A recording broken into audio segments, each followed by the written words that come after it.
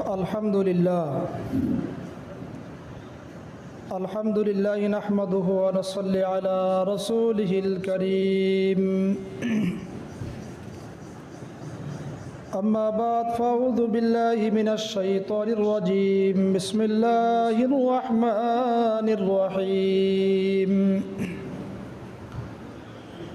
يا أيها الذين آمنوا كتب عليكم الصيام كما كتب على الذين من قبلكم لعلكم تتقون وقال تعالى شهر رمضان الذي أنزل فيه القرآن هدى للناس وبينات من الهدى والفرقان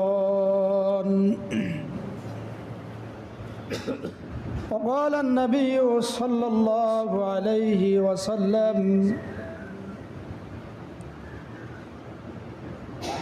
الصوم لي وأنا أجزي به إن الله وملائكته يصلون على النبي يا أيها الذين آمنوا صلوا عليه وسلموا تسليما নবীজির মহব্বতে দরুদ পড়ি আল্লাহুম্মা সাল্লি আলা মুহাম্মাদিন ওয়া আলা আলি মুহাম্মাদ কামা সাল্লাইতা আলা ইব্রাহিম ওয়া আলা আলি ইব্রাহিম ইন্নাকা হামিদুম মাজিদ আল্লাহুম্মা বারিক আলা মুহাম্মাদিন ওয়া আলা আলি মুহাম্মাদ كما باركت على إبراهيم وعلى آل إبراهيم إنك حميد مجيد صدق الله العظيم صدق رسوله النبي الكريم ونحن على ذلك من الشاهدين والشاكرين والحمد لله رب العالمين سبحانك لا علم لنا إلا ما علمتنا إنك أنت العليم الحكيم الحمد لله মহান আল্লাহ তাআলার দরবারে লাখো কোটি শুকরিয়া যে মহান রব্বুল আলামিন আমাদেরকে দীর্ঘ একটি বছর পর পবিত্র মাহে রমজানের প্রথম জুমার নামাজ আদায় করার জন্য আল্লাহ তাআলা আপনাকে আমাকে আল্লাহ পাকের ঘরে আসার বসার তৌফিক দান করেছেন। এজন্য দিল থেকে মালিকের দরবারে শুকরিয়া আদায় করে বলি আলহামদুলিল্লাহ। আল্লাহ তাআলার দরবারে আরও লাখো কোটি শুকরিয়া যে আল্লাহ তাআলা আমাদেরকে মাহে রমজান দান করেছেন। আমরা পূর্বে থেকেই আল্লাহ তাআলার কাছে দোয়া করতেছিলাম, আল্লাহ তাআলা আমাদের সেই দোয়া কবুল করছেন। রমজান মাস আল্লাহ তাআলার নৈকট্য লাভের মাস, রহমতের মাস, মাগফিরাতের মাস, নাজাতের মাস। আল্লাহ রাব্বুল আলামিন আমাদেরকে গুরুত্বপূর্ণ একটি মাসে গুরুত্বপূর্ণ সময়ে আল্লাহ তাআলার হুকুম আদায় করার উদ্দেশ্যে আল্লাহ তাআলা আমাদেরকে মসজিদে আসার তৌফিক দান করেছেন। এই জন্য মালিকের দরবারে আবারও শুকরিয়া আদায় করে বলি আলহামদুলিল্লাহ। সম্মানিত উপস্থিতি, যেহেতু আল্লাহ তাআলা আপনারা আমার দোয়া কবুল করেছেন, রমজান মাস দান করেছেন, সেজন্য আমি আজকে এই বিষয় নিয়ে কথা বলতে চাই যে রমজান মাস আমরা কিভাবে কাটাবো, রমজান মাস কিভাবে কাটানো উচিত। কোরআন এবং হাদিসে আল্লাহ এবং আল্লাহ তাআলার রাসূল সাল্লাল্লাহু আলাইহি ওয়াসাল্লাম কি নির্দেশনা আমাদের জন্য রাখছেন। على ذلك من الشاهدين والشاكرين والحمد لله رب العالمين سبحانك لا علم لنا إلا ما علمتنا إنك أنت العليم الحكيم الحمد لله মহান আল্লাহ তাআলার দরবারে লাখো কোটি শুকরিয়া যে মহান রব্বুল আলামিন আমাদেরকে দীর্ঘ একটি বছর পর পবিত্র মাহে রমজানের প্রথম জুমার নামাজ আদায় করার জন্য আল্লাহ তাআলা আপনাকে আমাকে আল্লাহ পাকের ঘরে আসার বসার তৌফিক দান করেছেন। এই জন্য দিল থেকে মালিকের দরবারে শুকরিয়া আদায় করে বলি আলহামদুলিল্লাহ। আল্লাহ তাআলার দরবারে আরও লাখো কোটি শুকরিয়া যে আল্লাহ তাআলা আমাদেরকে মাহে রমজান দান করেছেন। আমরা পূর্বে থেকেই আল্লাহ তাআলার কাছে দোয়া করতেছিলাম, আল্লাহ তাআলা আমাদের সেই দোয়া কবুল করছেন। রমজান মাস আল্লাহ রাব্বুল আলামিন আমাদেরকে গুরুত্বপূর্ণ একটি মাসে গুরুত্বপূর্ণ সময়ে আল্লাহ তাআলার হুকুম আদায় করার উদ্দেশ্যে আল্লাহ তাআলা আমাদেরকে মসজিদে আসার তৌফিক দান করেছেন। এই জন্য মালিকের দরবারে আবারও শুকরিয়া আদায় করে বলি আলহামদুলিল্লাহ। সম্মানিত উপস্থিতি, যেহেতু আল্লাহ তাআলা আপনারা আমার দোয়া কবুল করেছেন, রমজান মাস দান করেছেন, সেজন্য আমি আজকে এই বিষয় নিয়ে কথা বলতে চাই যে রমজান মাস আমরা কিভাবে কাটাবো, রমজান মাস কিভাবে কাটানো উচিত। কোরআন এবং হাদিসে আল্লাহ এবং আল্লাহ তাআলার রাসূল সাল্লাল্লাহু আলাইহি ওয়াসাল্লাম কি নির্দেশনা আমাদের জন্য রাখছেন। আল্লাহ রাব্বুল আলামিন কোরআনের মধ্যে বলেন, ইয়া আইয়ুহাল্লাযীনা আমানু কুতিবা আলাইকুমুস সিয়াম কামা কুতিবা আলাল্লাযীনা মিন ক্বাবলিকুম লাআল্লাকুম তাত্তাকুন। আল্লাহ তাআলা ঈমানদারকে ডাক দিচ্ছেন, হে ঈমানদারেরা, তোমাদের উপর আমি আল্লাহ রাব্বুল আলামিন রোজাকে ফরজ করিয়াছি, যেমনিভাবে পূর্ববর্তী লোকজনের উপরেও আল্লাহ তাআলা রোজা ফরজ করিয়াছিলেন। আমাদের উপর জুমার নামাজ আদায় করার জন্য আল্লাহ তাআলা আপনাকে আমাকে আল্লাহ পাকের ঘরে আসার বসার তৌফিক দান করেছেন। এই জন্য দিল থেকে মালিকের দরবারে শুকরিয়া আদায় করে বলি আলহামদুলিল্লাহ। আল্লাহ তাআলার দরবারে আরও লাখো কোটি শুকরিয়া যে আল্লাহ তাআলা আমাদেরকে মাহে রমজান দান করেছেন। আমরা পূর্বে থেকেই আল্লাহ তাআলার কাছে দোয়া করতেছিলাম, আল্লাহ তাআলা আমাদের সেই দোয়া কবুল করছেন। রমজান মাস সকাল থেকে একেবারে সন্ধ্যা পর্যন্ত আল্লাহ তাআলার হুকুম না পাওয়া পর্যন্ত বান্দা যখন আল্লাহর জন্য খালেস নিয়তে রোজা রাখে, উপবাস থাকে, পেটের ক্ষুধা সহ যৌন ক্ষুধা সহ সমস্ত রকমের খানাদানা থেকে সে বিরত থাকে,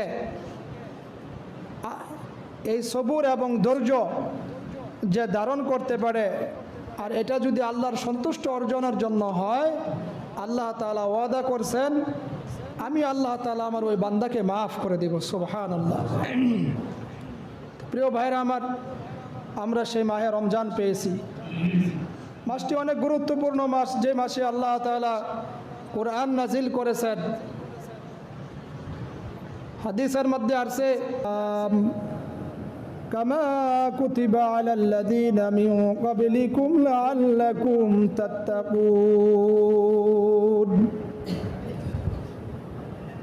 আল্লাহ তাআলা ঈমানদারকে ডাক দিচ্ছেন, হে ঈমানদারেরা,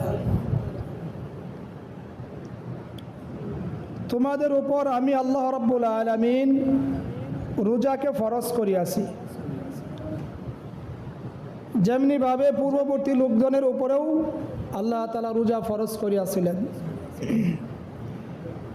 আমাদের উপর প্রায় 6টা আমল করবা। কয়টা? 6টা। খুব গুরুত্বপূর্ণ কথা। আর মাসটাও এটা সবসময় আসে না, 11 মাস পর একটা মাস পাই, সিজনাল একটা মাস। এই জন্য আমরা নিয়ত খালেস করে মনোযোগী হয়ে কথাগুলো শ্রবণ করি এবং আমল করার নিয়তে শ্রবণ করি। ইনশাআল্লাহ আমাদের আলোচনা বলা শোনা আল্লাহ তাআলা কবুল করবেন এবং ফায়দা দান করবেন, আমিন। তো 6টা আমল। 1 নাম্বার, আল্লাহর রাসূল বলতেছেন যে যখন তুমি এরকমভাবে রমজান মাসে রোজা পালন করবা, দিনের বেলায় বিভিন্ন কাজে জীবিকা নির্বাহ করার জন্য, অর্জন করার জন্য ঘর থেকে বের হবন করতে পারে, আর এটা যদি আল্লাহর সন্তুষ্ট অর্জনের জন্য হয়, আল্লাহ তাআলা ওয়াদা করছেন আমি আল্লাহ তাআলা আমার ওই বান্দাকে মাফ করে দেব। সুবহানাল্লাহ। প্রিয় ভাইরা আমার, আমরা সেই মাহে রমজান পেয়েছি। মাসটি অনেক গুরুত্বপূর্ণ মাস, যে মাসে আল্লাহ তাআলা কোরআন নাজিল করেছেন। হাদিসের মধ্যে আসছে, তো ঘর থেকে যখন বের হয়েছি, নাজায়েজ যদি কোনো জিনিস আমার চোখের সামনে পড়ে যায়, তাৎক্ষণিকভাবে সেখান থেকে আমার দৃষ্টিকে ফিরাইয়া রাখা, চোখকে হেফাজত করা। সুবহানাল্লাহ। আল্লাহ রাসূল বলেন, জিনাল আইনিন নাজর, চোখের জেনা হইল দেখা। যে ব্যক্তি এরকমভাবে চোখ দিয়া একটা জিনিস দেখলো, দেখার পরে তার ভিতরে মনের মধ্যে কল্পনা জল্পনা শুরু হয়।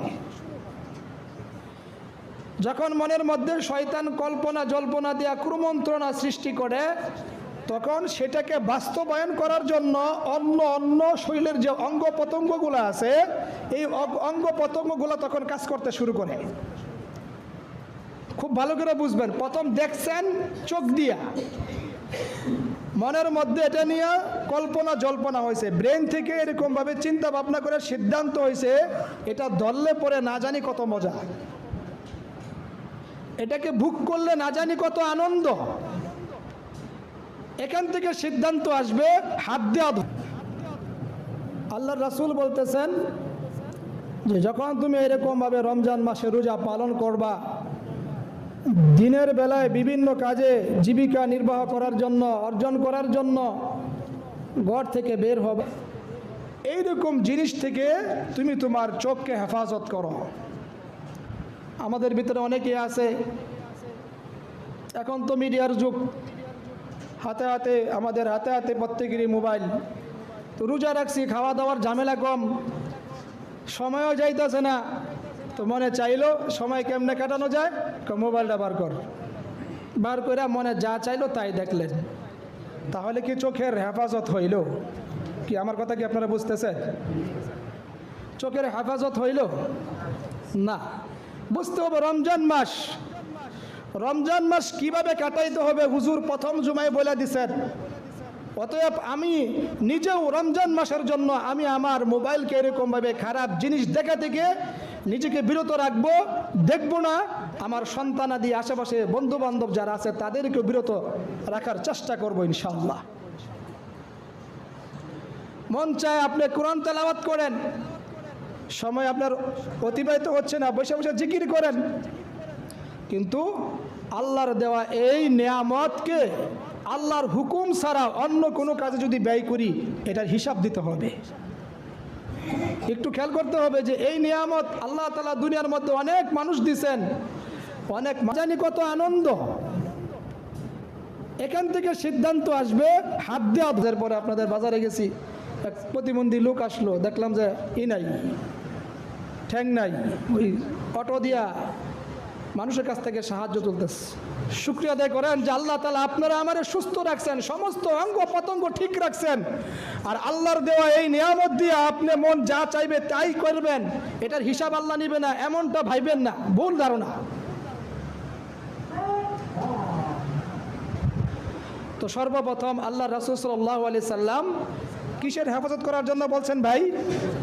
চক্ষুকে হেফাজত করার জন্য বলছেন। এই জন্য প্রিয় ভাইরা আমার, আমরা অনেক ব্যবসায়ী ভাই আছি যারা বাজারে দোকানদারি করি, অনেকে টেলিভিশন চালাই।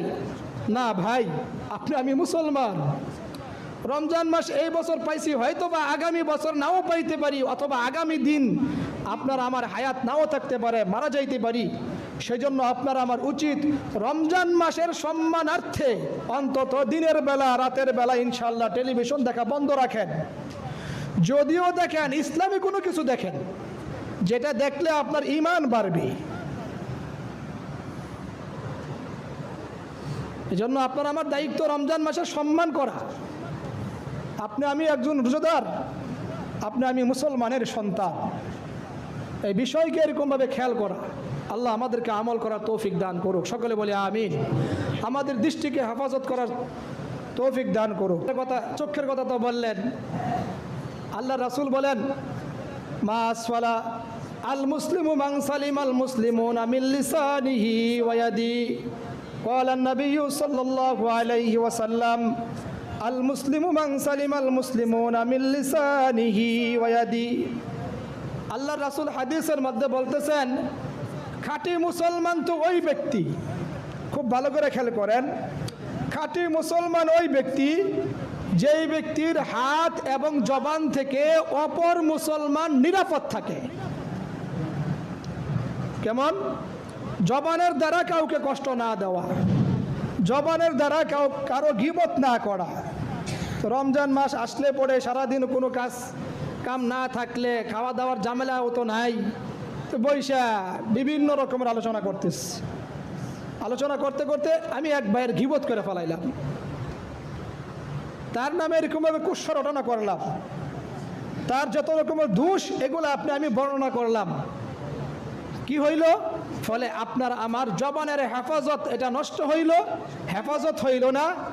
এর ফলে যার দোষ বর্ণনা করতেছি তার যে গুনাহ আছে সেটা আমি নিজে কামাই করলাম, আমার যে সওয়াব আছে সে এটা নিয়ে গেল। এই জন্য আল্লাহ রাসূল অপর হাদিসের মধ্যে বলেন, ক্বালা an-নাবিয়্যু সাল্লাল্লাহু আলাইহি ওয়াসাল্লাম মান সাতারা মুসলিমান সাতারাহুল্লাহু ফিদ দুনিয়া ওয়াল আখিরাহ। যে ব্যক্তি কোনো মুসলমান তাআলা দুনিয়া এবং আখিরাতে গোপন রাখবেন। কথা বুঝতেছেন? মামলা মোকদ্দমা ডাক্তারের বিষয়গুলো ভিন্ন, ওইটা আবার এইদিকে আনলেন না, কারণ মামলা মোকদ্দমা পরিচালনা করতে গেলে তখন সাক্ষীর প্রয়োজন আছে। এই হাদিস যদি আবার এই জায়গাতে নিয়ে লাগান তাহলে কিন্তু আবার হবে না, এটা বুঝতে হবে ভালো করে। তো প্রিয় ভাইয়েরা, আমি যে কথা বলতেছিলাম, তো সেই জন্য আমরা রোজা থাকা অবস্থায় এমনকি রোজার বাহিরেও গীবত করব না, আমরা আমাদের জবানের হেফাজত করব। এখানে আরেকটা বিষয় লক্ষণীয়, সেটা হইল বিশেষ করে জোহর নামাজের পর, আসরের আগে বা পরে, ওই সময় ক্ষুধার তীব্রতা একটু বাড়ে। আমরা বাজারে যখন কেনাকাটা করি, সামান্য বিষয় নিয়ে দেখা গেছে বাগদিতন্দা সৃষ্টি হয়, তখন নিজের অজান্তেই, ক্ষুধার তো একটা কষ্ট আছে, নিজের অজান্তেই মুখ দিয়া বেফাহেশ কথা বের হয়ে যায়। সাবধান, নিজের অজান্তেও যেন নিজের জবান দিয়া মুখ দিয়া বেফাহেশ কথা না বের হয়। আল্লাহ নিষেধ করেছেন, তুমি তোমার জবানের হেফাজত করো। আল্লাহ বলেন, মা ইয়ালফিজু মিন কাউলিন ইল্লা লাদাইহি রাকিবুন আতীদ। মানুষ এমন কোনো কথা বলে না যেই কথাটা ফেরেশতারা রেকর্ড না করে। আপনি কাউকে গালি দিয়েছেন, এটাও রেকর্ড হয়ে গেছে। সাবধান, রোজা থাকা অবস্থায় কাউকে গালিও দেওয়া যাবে না। কেউ যদি কাউকে কথার কথা, আল্লাহ মাফ করুক, কুকুরের বাচ্চা বলে গালি দেয়, সে যদি ওইরকম কোনো কাজ না করে থাকে, যাকে কুকুরের বাচ্চা বলে গালি দিল, তাই এমনকি রোজার বাহিরেও গীবত করব না, আমরা আমাদের জবানের হেফাজত করব। এখানে আরেকটা বিষয় লক্ষণীয়, সেটা হইলো বিশেষ করে জোহর নামাজের পর, আসরের আগে বা পরে ওই সময় ক্ষুধার তীব্রতা একটু বাড়ে। আমরা বাজারে যখন কেনাকাটা করি, সামান্য বিষয় নিয়ে দেখা গেছে বাগদিতন্দা সৃষ্টি হয়, তখন নিজের অজান্তেই, ক্ষুধার তো একটা কষ্ট আছে, নিজের অজান্তেই মুখ দিয়া বেফাহেস কথা বের হয়ে যায়। সাবধান, নিজের অজান্তেও যেন নিজের জবান দিয়া মুখ দিয়া বেফাহেস কথা না বের হয়। আল্লাহ নিষেধ করেছেন, তুমি তোমার জবানের হেফাজত করো। আল্লাহ বলেন, মা ইয়ালফিজু মিন কাউলিন ইল্লা লাদাইহি রাকিবুন আতীদ। মানুষ এমন কোনো কথা বলে না যেই কথাটা ফেরেশতারা রেকর্ড না করে। আপনি কাউকে গালি দিয়েছেন, এটাও রেকর্ড হয়ে গেছে। সাবধান, রোজা থাকা অবস্থায় কাউকে গালিও দেওয়া যাবে না। কেউ যদি কাউকে কথার কথা, আল্লাহ মাফ করুক, কুকুরের বাচ্চা বলে গালি দেয়, সে যদি ওইরকম কোনো কাজ না করে থাকে, যাকে কুকুরের বাচ্চা বলে গালি দিল, 2 নম্বর কিসের হেফাজত করব? প্রথম কি বললাম ভাই? চোখের হেফাজত করব। 2 নম্বর জবানের হেফাজত করব। কত বাজে? সময় অল্প, এজন্য সব ব্যাখ্যা দেওয়ার সময় নাই। 3 নম্বর, আমরা আমাদের কানকে হেফাজত করব। এই কানটা কে দিছে? আল্লাহ। দুনিয়াতে অনেক মানুষ আছে যারা এরকম ভাবে শুনে না, শুনতে পায় না, বধির। আল্লাহ নিষেধ করেছেন, তুমি তোমার জবানের হেফাজত করো। আল্লাহ বলেন, মা ইয়ালফিজু মিন কাউলিন ইল্লা লাদাইহি রাকিবুন আতীদ। মানুষ এমন কোনো কথা বলে না যেই কথাটা ফেরেশতারা রেকর্ড না করে। আপনি কাউকে গালি দিয়েছেন, এটাও রেকর্ড হয়ে গেছে। সাবধান, রোজা থাকা অবস্থায় কাউকে গালিও দেওয়া যাবে না। কেউ যদি কাউকে কথার কথা, আল্লাহ মাফ করুক, কুকুরের বাচ্চা বলে গালি দেয়, সে যদি ওইরকম কোনো কাজ না করে থাকে, যাকে কুকুরের বাচ্চা বলে গালি দিল, 2 নম্বর কিসের হেফাজত করব? প্রথম কি বললাম ভাই? চোখের হেফাজত করব। 2 নম্বর জবানের হেফাজত করব। কত বাজে? সময় অল্প, এজন্য সব ব্যাখ্যা দেওয়ার সময় নাই। 3 নম্বর, আমরা আমাদের কানকে হেফাজত করব। এই কানটা কে দিছে? আল্লাহ। দুনিয়াতে অনেক মানুষ আছে যারা এরকম ভাবে শুনে না, শুনতে পায় না, বধির। তো এই জন্য প্রিয় ভাইয়েরা আমার, আল্লাহর দেওয়া এই নিয়ামত দিয়া অশ্লীল কোনো রকম গান, বাদ্য বাজনা, অপরের এরকম ভাবে দুষ রটনা, গীবত করা, এগুলা ইনশাল্লাহ আমরা শুনবো না। যদি আমার সামনে কেউ বলে, তাহলে বলবো, ভাই এটা না রমজান মাস, রমজান মাসের না একটা সম্মান আছে ভাই, একটু সবুর করি। আর সবর সৌবুল জান্নাহ, রমজান মাসে যে সবুর করবে, আল্লাহ রাসূল বলছে তার জন্য আল্লাহ জান্নাত রাখছে। অন্তত রমজানের খাতিরে তুমি নিজের একটু সবুর করো। মাহে রমজান দান করেছেন, আমরা পূর্বে থেকেই আল্লাহ তাআলার কাছে দোয়া করতেছিলাম, আল্লাহ তাআলা আমাদের সেই দোয়া কবুল করছেন। রমজান মাস আল্লাহ রাব্বুল আলামিন আমাদেরকে গুরুত্বপূর্ণ একটি মাসে, গুরুত্বপূর্ণ সময়ে আল্লাহ তাআলার হুকুম আদায় করার উদ্দেশ্যে আল্লাহ তাআলা আমাদেরকে মসজিদে আসার তৌফিক দান করেছেন।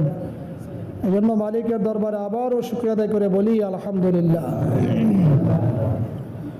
সম্মানিত উপস্থিতি, যেহেতু আল্লাহ তাআলা আপনারা আমার দোয়া কবুল করেছেন, রমজান মাস দান করেছেন, সেজন্য আমি আজকে এই বিষয় নিয়ে কথা বলতে চাই যে রমজান মাস আমরা কিভাবে কাটাবো, রমজান মাস কিভাবে কাটানো উচিত। কোরআন এবং হাদিসে আল্লাহ এবং আল্লাহ তাআলার রাসূল সাল্লাল্লাহু আলাইহি সাল্লাম কি নির্দেশনা আমাদের জন্য রাখছেন। আল্লাহ রাব্বুল আলামিন কোরআনের মধ্যে বলেন, ইয়া আইয়ুহাল্লাযীনা আমানু কুতিবা আলাইকুমুস সিয়াম কামা কুতিবা আলাল্লাযীনা মিন ক্বাবলিকুম লাআল্লাকুম তাত্তাকুন। আল্লাহ তাআলা ঈমানদারকে ডাক দিচ্ছেন, হে ঈমানদারেরা, যেমনিভাবে পূর্ববর্তী লোকজনের উপরেও আল্লাহ তাআলা রোজা ফরজ করিয়াছিলেন, আমাদের উপর জুমার নামাজ আদায় করার জন্য আল্লাহ তাআলা আপনাকে আমাকে আল্লাহ পাকের ঘরে আসার বসার তৌফিক দান করেছেন। এই জন্য দিল থেকে মালিকের দরবারে শুকরিয়া আদায় করে বলি আলহামদুলিল্লাহ।